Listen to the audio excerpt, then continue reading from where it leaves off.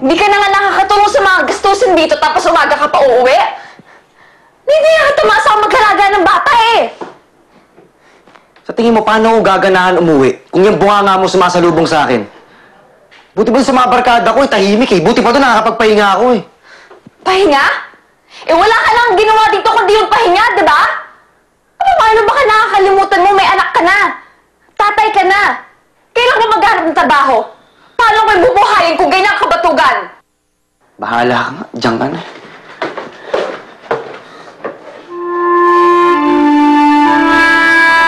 Naging impyerno ang buhay ni Ana sa piling ni Marlon.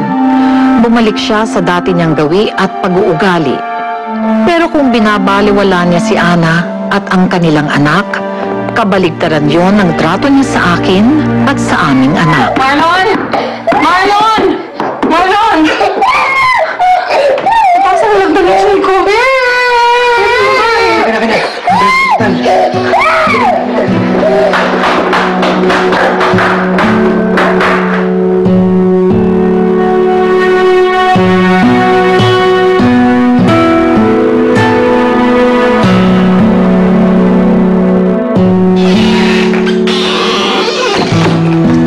Kamusta ang anak mo?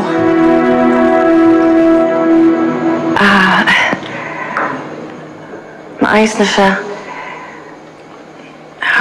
Pero ayaw pang pauwi ng doktor, kaya nga bumalik ako rito para kunin yung mga gamit niya.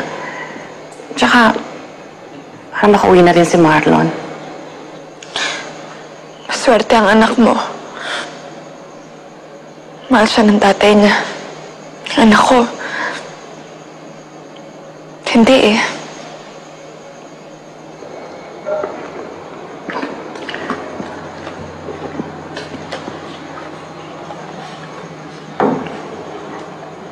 Siguro dahil hindi ako mahal ni Marlon.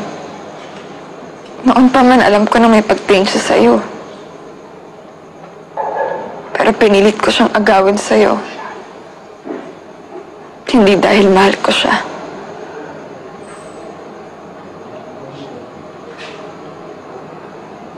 Kundi dahil ko saktan. Pero nagkamali ako. Kaya natutunan ko siyang mahalin.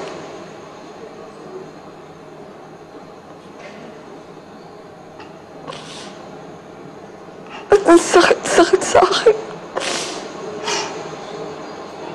Tumalaman ko magkakaanak na kayo.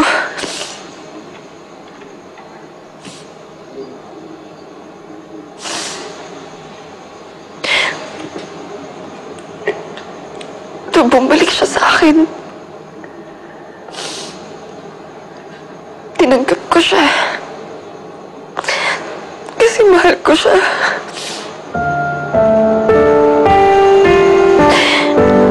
Magkaanak kami.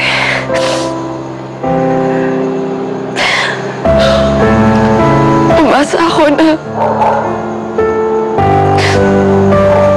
matutunan niya akong mahalin. Pero hindi nangyari yun eh. Bakit ganun ba? Bakit lahat ng mga taong mahal ko tinatalikuran ako? Ikaw, si Papa, si Marlon. Anak,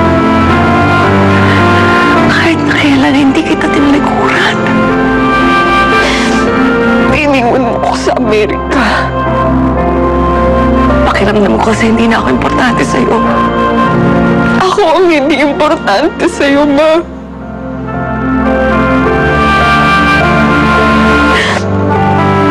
Masakit sa akin na hindi mo nakitang mahal kita. Pinagpalit mo ko kay Jimmy. Pinagpalit mo ko kay Marlon. Kaya sinubukan ko sirain yung relasyon niyo. Kasi makasakaling bumalik ka sa akin eh. Miss na miss na kita. Miss na kita, Ma.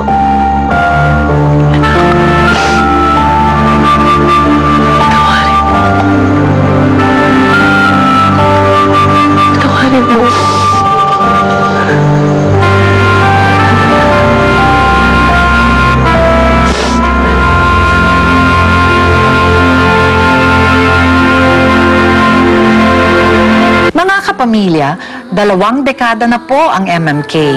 At muli, inaanyayahan namin kayong maging bahagi sa pagbuo ng magagandang alaala. Sa darating na January 28, 29 at 30, ang MMK ay nasa Manila, Santiago City, Isabela, Tacloban City, at General Santos City para tanggapin ang inyong mga natatanging kwento. Kwentong hindi lamang nakapagbibigay inspirasyon at pag-asa, kundi nagmumulat din sa ating mga mata at kaisipan.